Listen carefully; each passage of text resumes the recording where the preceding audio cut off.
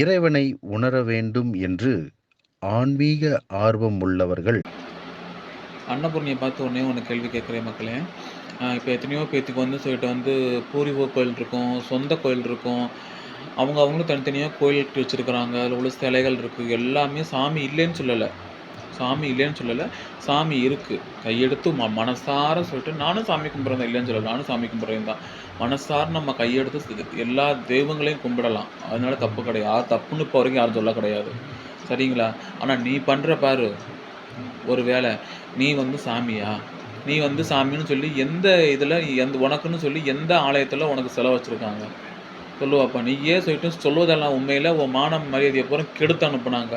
இப்ப நீ வந்து சொல்லிட்டு எவனையோ ஒருத்தன வந்து சேர்த்து வச்சுக்கிட்டு, அவன் வந்து சொல்லிட்டு நீ அவனோட பண்ற வேலை அட்டகாசம் பெரிய அட்டகாசமா இருக்கும். உங்களெல்லாம் சொல்லிட்டு ரோட்ல ஓட வச்சு அமனத்தோட சுட முடியும் உங்களலாம் வந்து. குண்டி ஃபர்ஸ்ட் உங்கள சுடணும். அப்பதான் உங்க திமிரு ஒடுங்கும்.